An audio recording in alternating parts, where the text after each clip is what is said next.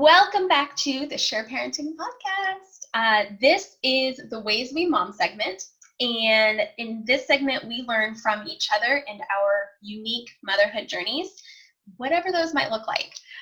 So today we are interviewing Honor Genetski, and she is a motherhood mastery coach. And she's the facilitator of Consciously Created Motherhood on Facebook, which is a fantastic group. If you are not in it, you should be. Within 5 minutes, there's like amazing gold nuggets that you need in your life. So I am honored to have you here. Didn't intend for the pun, but I guess that probably happens with your name. Yeah, it happens. Thank you. I use the word honor a lot as well because it's a bit funny and confusing. Thank you so much for having me here, Sammy. I'm excited to chat with you about all things motherhood and help and support more moms. So could you just introduce yourself, a little bit of your background? What does your family look like? Yeah, sure. So I'll start with the more personal side. I am a psychotherapist. I've been a psychotherapist a long time now, moving into coaching, and have been coaching full steam for about 3 years, having moved out of individual work into program work, which comes from my journey in motherhood, the desire to help other moms, to really share what I know, to help others who are in that dark place to move out of it, because I was there. I have 2 girls who are now just turned 10 and 6, and are beautiful, deep, emotional and wise celestial beings. And I'm married to my husband, Christian, and it's family first for me. Always has been family first. And I also am really passionate about what I do. So it's been a gift to really bring my work from such a personal place, and to be able to bring more of me into my work, which the paradigm that I've created for helping women in now is much more friendly toward, and people really love and appreciate that. I think, like, that, just hearing about how we're doing it, and how we're running our houses, and how we're speaking to our partners, and how we're getting our needs met. So I live in Northern California, and my work is all online now, which is crazy and amazing, especially with life throwing us curveballs like this. Yeah, that's me in a nutshell. And I have a really cute shaggy dog who you probably see running behind me, named Sally. Aw, that's awesome. That's fantastic. I'm just excited to have you here, because I feel like there can be a bit of an intimidation factor when you're talking to a psychologist, and to be able to show moms the real personal side, and that connection that you can have, and you can, access all of that training and those skills in this way that feels so approachable. I'm very excited to be able to present that to my listeners and my followers. So Awesome. Yeah, thanks for saying that too. It's something that that is really not on my radar, that people might be intimidated to talk to me, or like people might be nervous to approach someone who has expertise about something. And it is to be noticed and acknowledged. Like, there is so much, we carry so much so much junk from our past, and we bring that into every new interaction, and every time we're seeking a solution or help for something. So I appreciate you naming and acknowledging that. For moms, it can be really overwhelming to ask for help. Do you know that? Absolutely. And I think some of that can come from our past. I know in my family, the saying is, we don't believe in mental health, which right, like it's not a thing. But I know that was the experience I had growing up. Was everything stays in the circle. You don't talk to outsiders. There was a big barrier there. And so becoming an adult and realizing, I actually can't do all of this on my own. I do need some help. I do need some outside perspective to help me to become really the parent I want to be and the person I want to be. It opened me up to this world of expertise that before felt scary. So yeah. I would love to do that for more moms. And on top of that, one of the things that I focus on in S.U.R.E parenting is banishing shoulds. And I think that one of the shoulds that a lot of us moms sit with is, I should be able to handle it. And or do it on my own. Yeah, I should be able to do it myself. And I don't think that helps us. Mhm. Right? So self-limiting, right? It's It damaging. really is. And we're social creatures. We are historically had villages, literal villages of people. And if not that, we had at least generationally support within our family structure. And to have an individual mother just by herself trying to do everything really is asking a lot more than was ever intended to be put on her Yeah. plate. Yeah, And absolutely. so I guess what I want to ask you is, when moms experience those feelings, those shoulds, that they end up getting into this cycle of perfectionism and really wanting to do everything right all the time. And then, because we're in fact human, we don't. We end up feeling guilty, and we feel this shame, and then we are so afraid to even admit that maybe we aren't doing everything perfectly all the time. Or the flip side of that can be almost this reverting back to giving up, like, oh, well, I stink at this, so whatever, I'm not even going to try. And I don't think if anyone ever actually means that, but in social media, a lot I see that aspect of like, well, I'm terrible at this anyway, so I'm just going to stay there. How do you help moms to face that painful part of, this isn't what I want it to look like? This motherhood journey isn't how I envisioned. And what on earth can you do from there? Yeah, I love that. I love that question. The evil shoulds, and we joke, don't should. You're shoulding all over yourself. You mean we have to stop doing that as a population, because it is a way to outsource our power. We're just relinquishing all of our own power when we do that, and power, and higher power as well. And so that last part of what you just said there is the juicy nugget, that critical place where we find ourselves when we look around and we go, this sucks. I don't know how I got here, and I feel awful, and my head is spinning, and I'm out of touch with my body, or I'm obese, or whatever mess you get yourself into. I'm so overwhelmed, and I don't like it. Instead of just riding that merry-go-round of shame and beating yourself up and self-flogging about how wrong everything is going, that point that you named is my favorite point in time. It's my favorite. It's like, it's everything. It's the gold nugget when you just stop the circling round and round and have this moment of clarity. It's usually rock bottom. It's usually ugly. I mean, I don't know if you've had yours. I've had many of those moments of checking in with myself and saying, I can't do it another minute. No more. Just no more. This is beneath me. My kids deserve better. I want better for my marriage. It's that moment that I love, because I never have to convince anybody of anything who's at that point in terms of accessing help. Once you've hit the breaking open point, you're already open. So you get it that it sucks, and you've made a decision that you don't want to stay in the suck. And so once we're there, the world, it's unlimited possibility. The world is open to us, life unfolds for us. But that point, that making a decision that I'm not willing to be in that low place anymore, is the turning point. So what I find is, like, it's not on us as practitioners or coaches or healers to help someone to come out of that place, because it isn't even possible. And then we frustrate ourselves and burn out. But what we can do is just be here, ever present. And when someone goes, oh, that's the kind of help I need, and they're in that beautiful, miraculous, divine timing breaking point, then we have liftoff. Does that make sense? Love it. That is empowering for me as a coach to hear, like, you can't. You can't. And I think I know that. I know you can't do it for somebody. Also, it's validating to hear, because sometimes that stinks.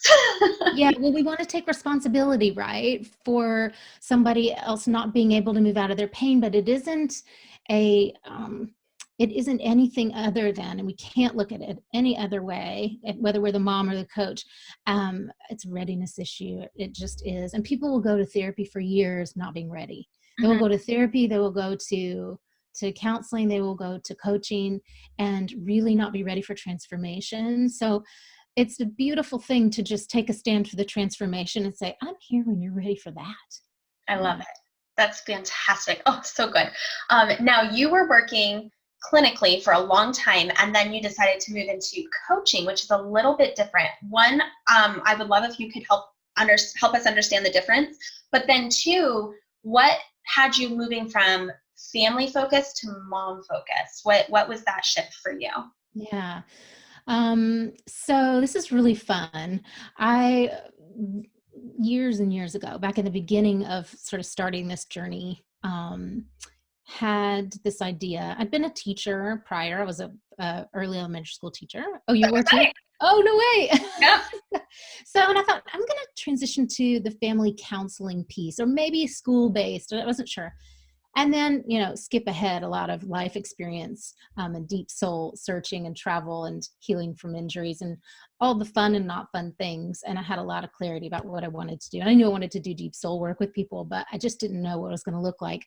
And I began my skill building through those years of supervision and all the intensity of gaining hours and licensure and all of that, through working in two different permutations. One with the child directly, one-on-one, and which was an easy place for me, a comfortable place for me, because that was my background. And then quickly realized, like, we gotta get parents on board. Like, there's nothing I can do here that's going to stick unless I'm training parents.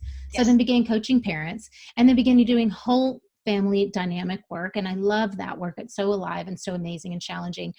And all of that, fast forward like years of that practice, I realized that we really only need to look to one person to be the leader of the family, the energetic center and that anchor for the family. And once we find out who that person is, and help her to resource in creating the emotional home for her family, and raising her own standards and raising her own ability to communicate clearly and from an empowered place, and to own her truth, that it ripples out to everybody else. And I did a lot of testing of this, and really kind of questioned, was I just saying that because I just wanted to work with moms, or really challenge myself on that to stretch and grow. But during those years, I was really going through it myself, and had some very big challenges, and walked through the fire, and went through a lot of things that fear-based experiences for me, and around health and my kids' health. And so I had a lot of come to Jesus moments for myself about how I, as the mom, as the leader of my family, was going to help to move everyone forward. Because there were moments when it felt like we're spinning and spiraling out, and my husband and I are losing touch, and we literally couldn't speak to each other for a while without fighting. So we had to make a contract, like just a no communication about anything emotional kind of contract, for a while, when it was really, really hard. And having gotten through all that, to the other side, I learned a lot, and sourced my experts, and developed my skill set, and grew spiritually just leaps and bounds. And what I realized was, moms are the key. We are the key. And it's not that partners couldn't do the work, but women are feeling really compelled to do the work now. It's very exciting. It's a time when there's so much spiritual support, when the divine feminine is really like knocking on the door to say, wake up and pay attention to me. And God, there's just, I just believe that that there is help and support for every one of us to be in taking a stand as the leader for our family, and to create that kind of energy in the home that is just pure love, that comes from love embodied, that comes from deep connection to wisdom. And so when we learn to be that, then the whole family structure changes.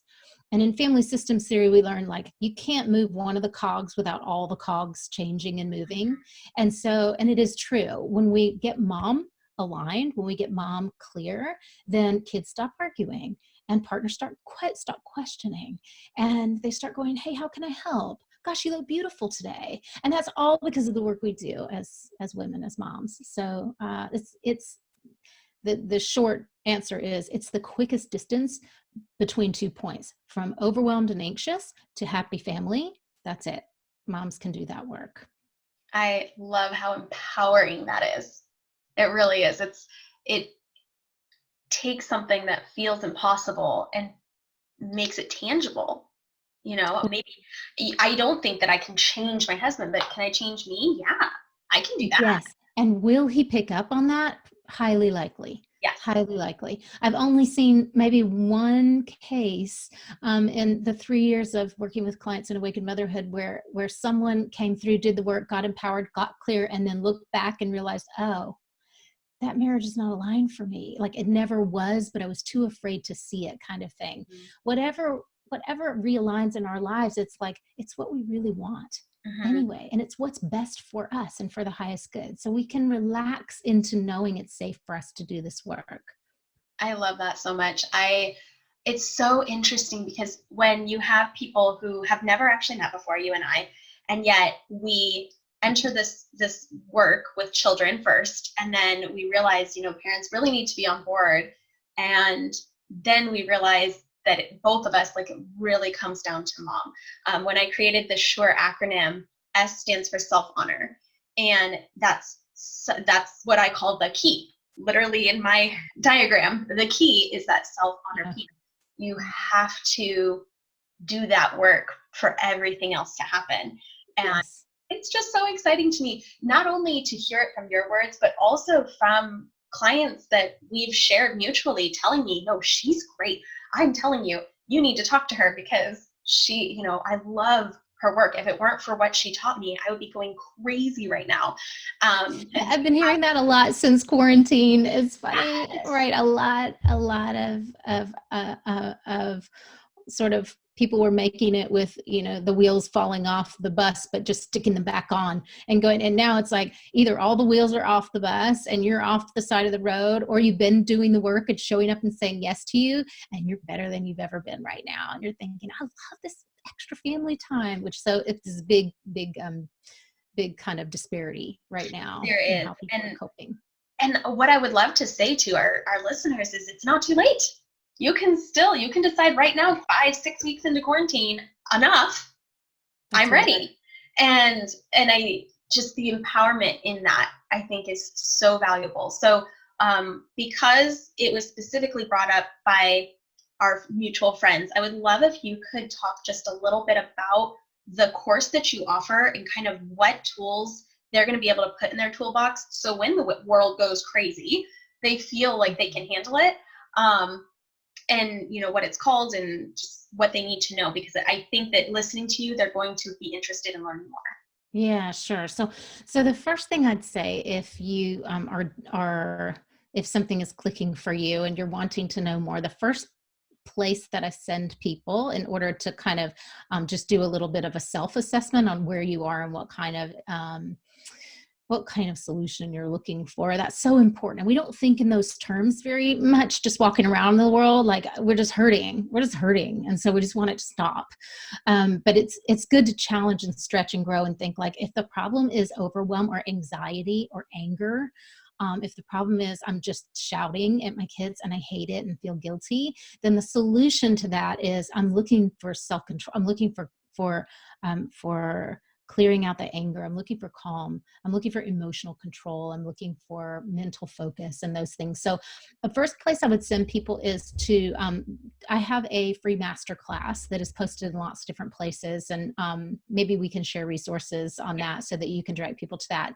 That's the first place I would say go. It's an hour-long class. It's jam-packed with goods that are all around how to explain to you the work that I do with clients, to shift that focus from what's not working to everything really is working out for me, and to really know and believe and feel that, so that your life transforms into that. And I go pretty deep into what causes and creates anxiety for most of us, what keeps us from fixing it, and then what the other side looks like. So that's a great free resource for anybody who wants that, and be happy to share that with you. And then as far as my work goes, I'm founder of a 12-week online experience called Awaken Motherhood.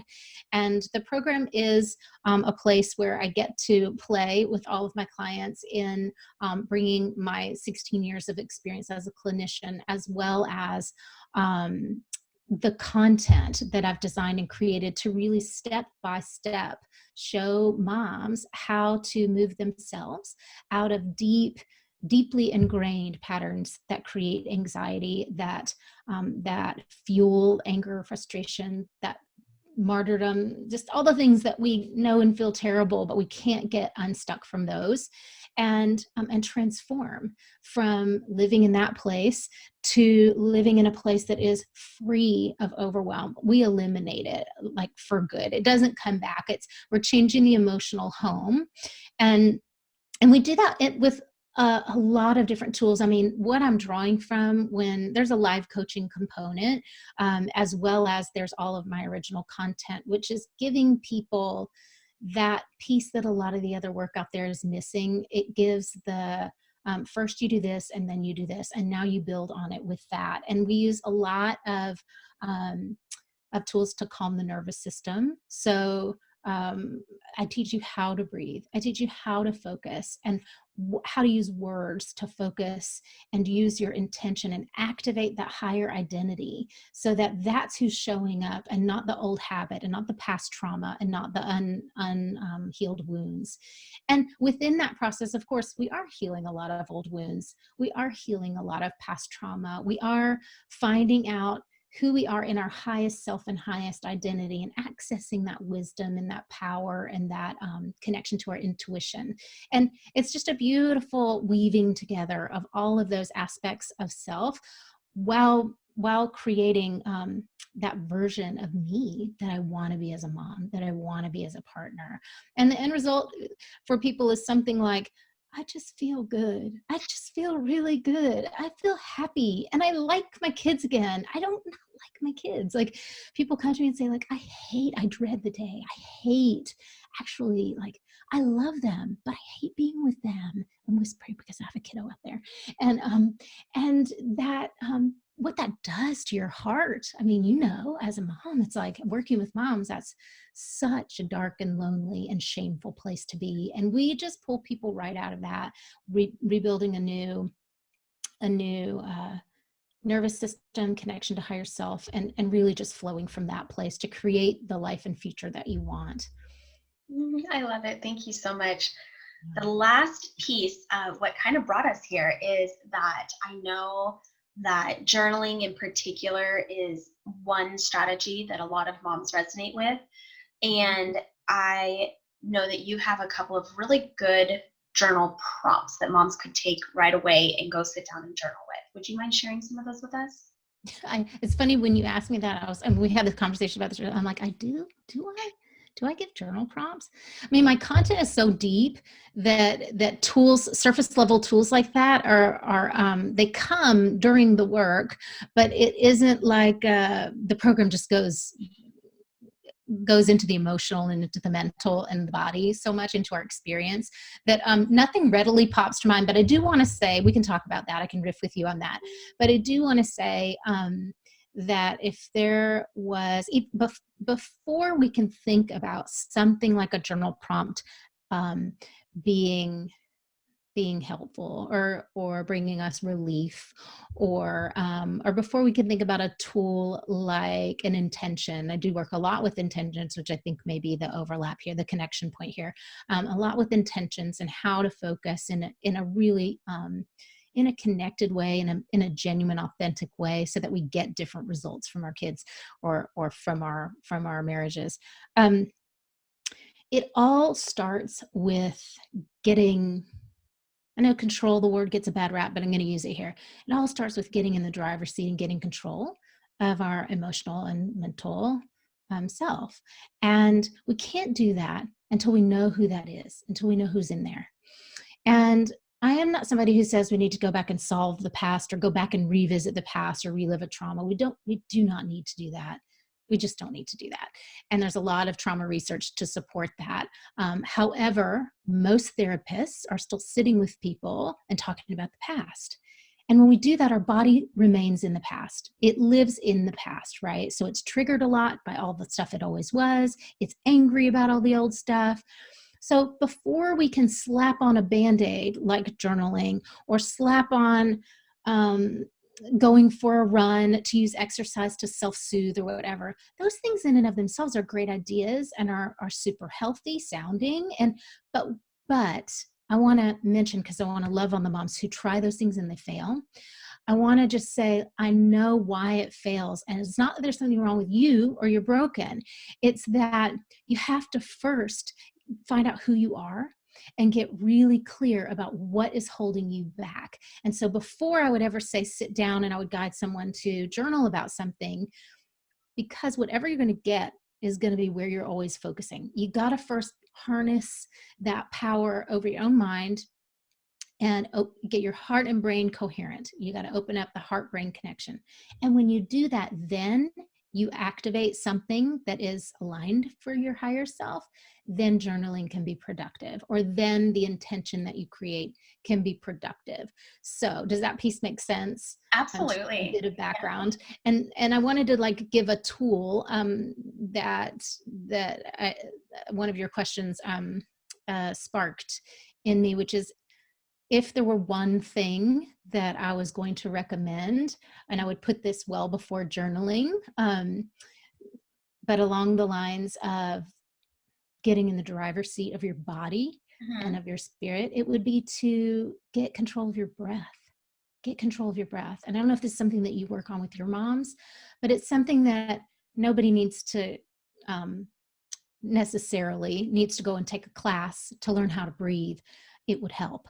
But theoretically, we could all be more aware of our breathing and get more control there. So lengthening the exhale and lengthening the inhale, and then even a longer exhale. And just doing that alone will help to regulate and bring some calm to the nervous system. So even if you felt like you can't meditate and you're a failure at journaling, and because I meet a lot of women who are like, I can't journal. I can't, it's overwhelming. But for those who can, to answer your question, jog my memory and tell me, give me a little idea of what you guys had talked about. It was a lot of the brain body. It was, what are you feeling? Where is that coming from? Where is it in your body? And like helping them to ground and really connect, so that it wasn't this amorphous, like overwhelming sensation. It was bringing them back in. And that's what I resonated with so much. Okay, perfect. So we can call that, I talk about that as taking the inventory. So when you sit down and you're about to journal, or when you've done 5 minutes of breathing and you're struggling to quiet your body or to meditate. Some people really hate meditation. And so I won't go into the why it doesn't work for some people, but it's a skill issue, you guys. It's a skill issue. You're not bad at it. It's just a skill issue. It's painful for all of us when we start. And I felt like I was going to suffocate for the first like million times I tried to sit down and be with myself years ago. So I'll ask people to take an inventory. So we're wanting to do a check-in, and this is really just turning the mirror around. We're so often we're focused on everyone else outside of us. What are the kids doing? What's that mess over there? Oh my God, who did that? And that thing stinks and needs to be cleaned up. And oh my God, there's so many things. And and what comes from all of that is the chaotic communication and the tension. We got to turn the lens around, and to do that, we want to slow down, because it's going to be a lot of information. And so we want to parse it down, really tuning into what's the quality of my thinking right now. Is my mind racing? You could just label it. My mind is racing, or brain fog, or whatever it is. Label what's going on the mental plane. And then you want to drop down, what am I feeling emotionally? What's going on in my emotions? I'm angry, or I'm exhausted. And then we want to check in with the body. So body's heavy, or can't feel my body at all. That's one that I hear sometimes. Can't feel anything. I'm just living from here up and I have no idea what the body is doing. It's separate, on a separate system. And maybe sensing. What are we sensing? What are we picking up on through our other senses? And that could be I'm a little anxious. I feel anxious. I feel like I'm anticipating something. I don't know what it is. I'm kind of scared, or my skin is crawling. Could be any of those things. So taking that inventory can chunk it down so that your self-inspection leaves out judgment, leaves out analysis, leaves out trying to solve it. We're not trying to solve anything when we're checking in. We're just checking in and doing that inventory. And then that brings us into, if you do it for 2 minutes, you've just achieved 2 minutes of being present. And how amazing is that? And then you want to go, I did it. I did it. I achieved 2 minutes of staying present. That is 2 more minutes than I had yesterday. And really, really validate that part and give some grace and some love to that part of you that showed up to do that. That's so valuable. Thank you so much. I love it because I relate to it so much. That feeling of I'm going to suffocate if I have to be alone with myself. Yes. I experienced that for so long, and I still have work to do, just to be clear. Like, yes, as do I. Yeah, but there is such a different quality to the empowerment that you can feel when you are okay being with you, and you can reflect on yourself and you can look at who you are again without that judgment, like you said, because it's all part of this beautiful person that is running this life and creating this amazing existence. And maybe there are things that aren't my favorite, and I am empowered then to change them rather than beating myself up for them. And having a good solid way of reflecting and coming in and being grounded with yourself, I think is just something that we're not often taught as kids. And that's right. Yeah, the other way is encouraged, right? It's discouraged even. Yeah. Don't be so fixated on yourself. Yeah. And the irony there is that we wind up self-absorbed when we don't know how to actually connect with the true self. We wind up self-obsessed with what doesn't work. Yeah. And I want to stack on something you said is so valuable. When I learned to sit with myself and I learned to move, I get over the hump of that discomfort, and I learn to really just embrace like the authentic me that I am, just warts and all, and be ridiculous and laugh at it and be imperfect and messy. And once I get there, then the beautiful thing is I'm okay with me. So what that means is that I'm okay with your discomfort too. And this is where true mastery comes in. I'm telling you, it's fun to walk around the world and get to just be okay no matter how awkward, how nervous, how uncomfortable, how angry, how upset anyone in my field is, because I'm going to feel it. I'm going to realize it. But I'm dealing on a daily basis with cleaning my own house. I'm cleaning my side of the street. I sit in the gunk, I release it, I clear it, I reconnect. And that enables me to be, I mean, this is true for all of you, so I'm sharing this. You can stand with your partner who's having a tantrum, or your 3-year-old who's melting down, and it doesn't bother you. It doesn't matter to you because you don't have any of your own discomfort getting activated. Or it gets activated and you go, oh, hey, I'm just going to check that, but I'm going to be present for this now. And you have built that muscle to be present. So nothing shakes you in the way that it does before you've done that transformational piece. So it's just life in general becomes way more easygoing, enjoyable, and fun. I love it so much. Thank you.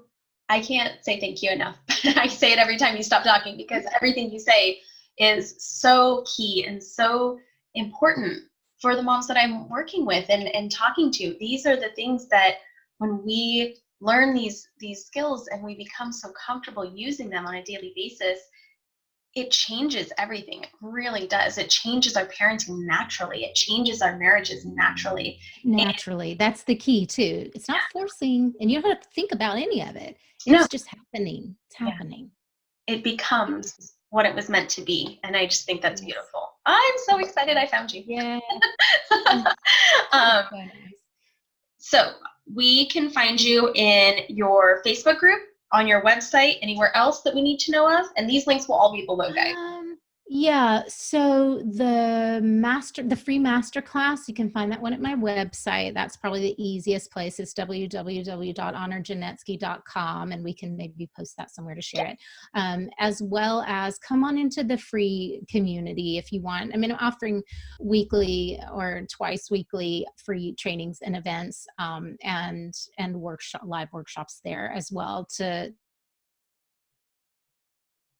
places where we just get stuck and need a kick in the butt to get going, and some help and accountability there. And for anybody who wants more, if you want to connect directly with me, I'd be so happy to do that too. So I open up my calendar for people to book clarity calls. I don't know if you do the same, but if anybody wants to reach out and connect with me that way, then I'll share the call booking link with you as well, and you can just let's have a chat about what's going on for you, and I'm happy to help you get clear about what you need.